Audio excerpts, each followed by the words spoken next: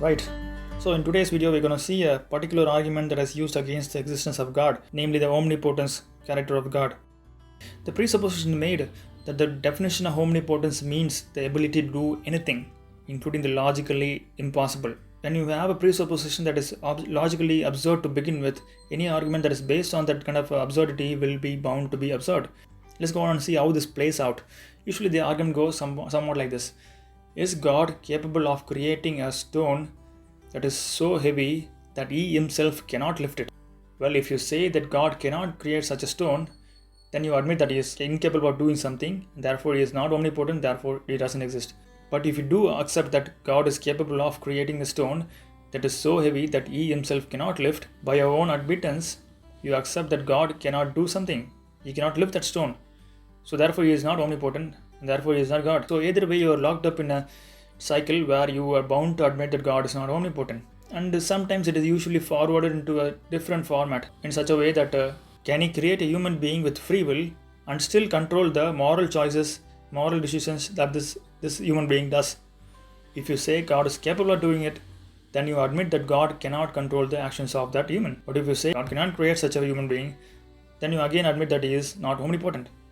So this kind of a logically impossible kind of a argument is proposed, but the issue is none of the church fathers or traditional theists have ever proposed this kind of a definition for omnipotence.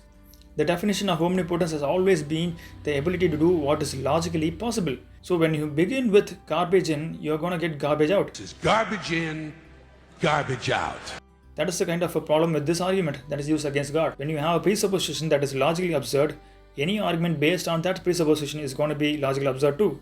Esther Dhanraj carries this forward to a different format actually. What she does is that she uses the example of Ravi Zacharias and his moral failings. She proposes that God has converted Ravi Zacharias and the Holy Spirit has sanctified him and purified him for salvation, and yet he failed terribly in his moral decisions. He committed sins and crimes that are inexcusable for a person with the highest possible kind of a religious position. His moral failings are definitely severe and significant.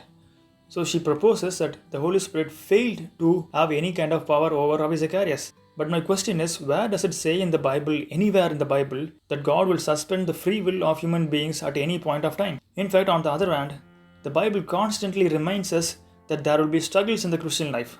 There will be struggles to sin. There will be temptations coming and our flesh will consistently tempt us away from God. There are verses which warns us that there is a possibility of even apostasy, that you will completely let go of your faith and run away from God. You will be condemned. There are verses that command us to be steadfast, to be persevering. Why are those commandments given if it is possible that the Holy Spirit will suspend our free will and control our moral actions? It is meaningless. So the reason why Esther fails here is that she brings in logically absurd situations, logically absurd requirements of the Holy Spirit of God, and then propose that it has been not done. There is not a single verse in the Bible which says that God will control our actions completely without our free will.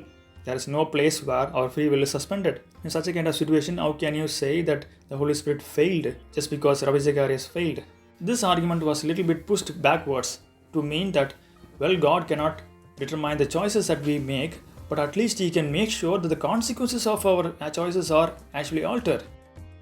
Let me just give you an example to illustrate how that doesn't work either. Let's say there is a school and there are multiple students there, and the teacher gives an exam to test their abilities. Multiple choice questions are given and they are allowed to choose whatever answer is available to them. That is what is free will.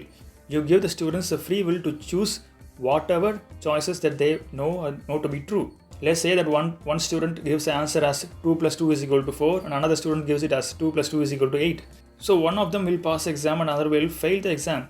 That is how free will usually works. But this proposal that Esther is putting forward is that all of these students should be passed in the exam. How is that possible? How could you call that as free will? Free will not only entitles that you are given the freedom to choose, it also entitles that you suffer the consequences, good or bad, of those choices. Only then you can call it as libertarian free will. That kind of a free will is what we have, and that is the reason why even though Ravi Zacharias was sanctified, purified, and he was baptized in the Holy Spirit, yet he failed morally, terribly. Not because the Holy Spirit failed him, but because Ravi Zacharias exercised his free will and committed sins against God. The blame should be on Ravi Zacharias and not on anyone else. So I hope you understand this fallacy that is being put out. This is a straw man argument because no theist ever proposed that omnipotence means the ability to do what is logically absurd, nor does any theist put forward that the conversion of a person will determine that God will control every single action that he makes. He is still accountable to his actions, he is still accountable for his sins, he will still be punished for his sins. That is how it works. This is a basic theology, but unfortunately Esther tries to repackage what has already been debunked and presented to our fans.